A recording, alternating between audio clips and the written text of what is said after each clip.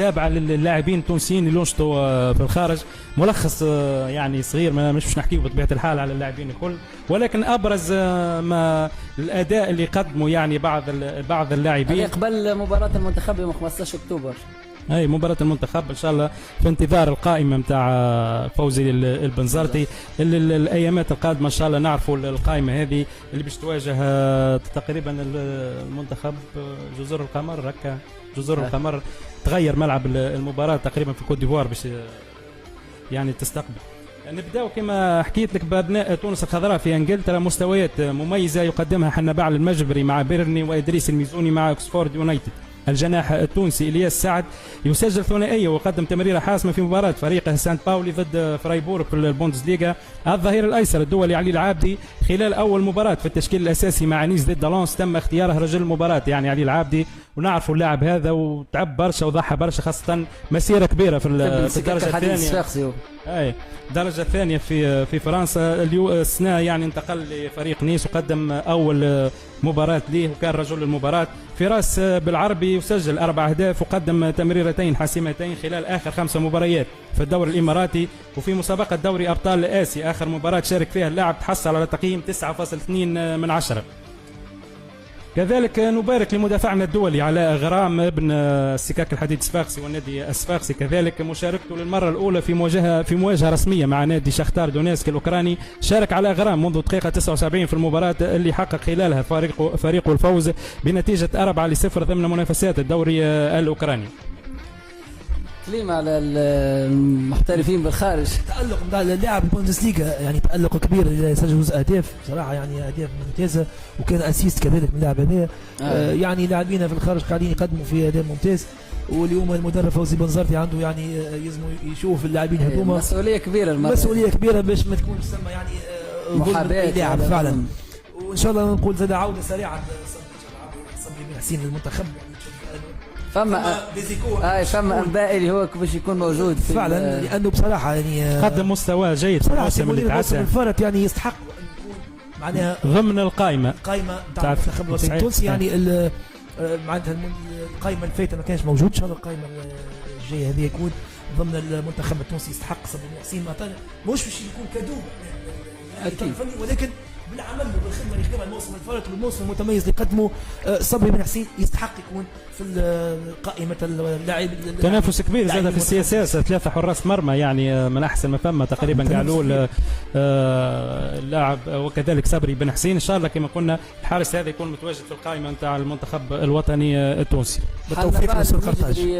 حنبال المجبري يعود ويشارك مع الفريق نتاعو، قاعد ياخذ صعب المره لازم يخرج من مانشستر يونايتد. نعرفوا انه لاعب اعاره اكثر من مره وما خذاش فرصته كما يجب في مانشستر يونايتد. نعرفوا مانشستر يونايتد يمر بازمه نتائج، ونعرفوا انه الفريق هذا قاعد يعاني في السنوات الاخيره. خيار جيد لحنبال المجبري انه يكون في فريق اخر وياخذ اكثر وقت لعب، وان شاء الله نشوفوا اللاعب هذا عن قريب في صفوف المنتخب الوطني التونسي ان شاء الله. فراس بالعربي زاد قدم في بدايه موسم جيده جدا كما حكيت لكم. سجل 4 أهداف. يوسف المساكني كذلك لاعب الخبره. يوسف المساكني رغم الانتقادات اللي تبع اللاعب هذا صراحه في كل تربص للمنتخب الوطني التونسي، ولكن يبقى اللاعب هذا عنده خبره كبيره، لاعب ليدر في المنتخب الوطني التونسي، ينجم يعاون حتى بالكلمه. ولكن للاسف ديما نكونوا قاسيين على اللاعبين نتاعنا في المنتخب نتاعنا. فراس بالعربي ان شاء الله زاد ينتظر في دعوه من فوزي بنزرتي في التربص. وعلى غرام كيما ننسى على غرام لازم يكون موجود زاد ان شاء الله، ياخذ اكثر وقت لعب وياخذ فرصته زاد في نادي شختار. احنا كنشوفوا على غرام ما يعيش المنتخب، خاطر فما ملاعبيه ما هم قاعدين يلعبوا تو، هو عايط لهم المنتخب. انت تشوف وعلى غرام تقريبا يلعب في 4 ساعة ويلعب في شختار فريق صحيح يلعب في الشامبيونز ليج. انت اليوم لاعب كيما على غرام قاعد يتدرب في مستوى عالي، راهو مستوى كبير. يعني اليوم يلعب في الشامبيونز ليج وفريق كبير، فريق شختار يعني تركي، فريق ممتاز جدا صراحه. اليوم المدرب يلزم يكون موجود على غرام في قائمة المنتخب مهما كان. تشوف وتسمع مدرب الفريق ايش يحكي على غرام، يعني يقول صحيح هو توا مازال ما اندمجش شويه اللغه معناها، ولكن اللاعب مؤهلاته كبيره ياسر ويقولها مش ينتظر فيه لاعب شاب مستقبل كبير ياسر.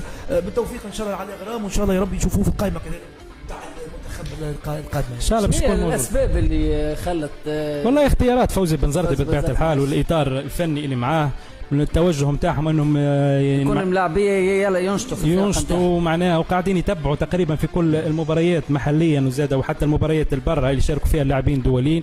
قائمه موسعه، قائمه تقريبا تضم 50 لاعب، يعني قاعدين معنيين بالدعوه القادمه للمنتخب الوطني التونسي. ديما نحكيه ومرتبط بالمشاركه نتاعهم والوقت اللاعب خاصه مع الفرق نتاعهم. ولكن ان شاء الله نشوفوا كالعاده ديما فما مشاكل كبيره في القائمه وديما فما ردود افعال وفما ديما لازم تكون مش راضي معنا على القائمه نتاع المنتخب الوطني لا التونسي. على ذكر قائمه المنتخب نحكي على لاعب معتز صدام. معتز صدام كان الموسم الفارط في قائمه المنتخب، يرجع للترجي السنه يلقى روحه خارج قدم اداء محترم خارج المجموعه، اداء محترم مع المصري البورسعيدي صراحه، معناه شاف في على شكل الاعاره. ولكن فما مشاكل خاصه بينه وبين اداره الترجي الرياضي التونسي، فما عدم الرجوع نتاعه في الوقت خاصه كي انتهت فتره الاعاره وحب يواصل مع الفريق نتاعه. فما مشاكل اللي معناها خلات اللاعب هذا حاليا ماهوش قاعد ينشط مع الفريق الاول الترجي الرياضي التونسي. وفما حديث يعني فما حديث على انه اللاعب يرغب بالعوده لمصر. فما عروض من فرق بيراميدز، فما الاسماعيلي المصري. انك تكون في المنتخب موسم الفارط في المنتخب، السنه ترجع للفريق اللي كنت فيه تلقى روحك خارج القائمه، معناها تخسر الفريق اللي كنت تلعب فيه وتخسر شنو هي الاسباب اللي خلتها؟ فما اسباب مش واضحه، اختيارات من اللاعبين مانيش عارف، مش سوء اختيارات، هو يربطوا عقد بالترجي الرياضي التونسي معناها باش يكون على ذمه الفريق نتاعو. وصلت عروض ماهيش في القيمه الماديه اللي حبذها وطلبتها اداره الترجي الرياضي التونسي. ولكن المشكله انه اللاعب كما قلت لك عنده عروض من فرق مصريه. مازال 3 ايام ونهارين على اغلاق الميركاتو في مصر. اللاعب اذا ماهوش باش يمشي في النهارين هذا مش يبقى يواصل مع الترجي الرياضي التونسي، باش يتدرب على انفراد، باش يتدرب وحده معناها الى الميركاتو الشتوي لوين باش يلقاو معاه حل وقتها مش عارف. سي احمد علي العابدي قصه مثابره، لعب في الملعب التونسي، الترجي الرياضي التونسي. الترجي ما خداش طون كبير الجو، ما نجحش الافريقي، بعد مشي للنادي الافريقي، بعد ما خليج قصه لعب يعني لاعب هذا معناها تلقى في عمر 31 سنه تلقى راك في نادي نيس، معناها ماهيش سهل. هذه كرة القدم اللي يخدم على روحه مرة لوية وبدي مرة لوية يعني حاجة صفاقسي فعلا. هذه كرة القدم هو من اصله ابن العوابد معناها من العوابد اللي يخدم على روحه. هذيك كرة القدم دي تلقى روحك تلعب اليوم، تلقى روحك على البنك، تلقى على التلفزيون. اليوم في جمعية تكون تيتولير، اليوم تلقى يعني الجماهير الكل تهزك فوق العناق كل ما في جمعية. يعني هذه هي كرة القدم يعني ان شاء الله بالتوفيق يعني يلعب ممتاز. ممتاز، نتمنى له التوفيق ان شاء الله كل اللاعبين التونسيين اللي ينشطوا خارج حدود الوطن.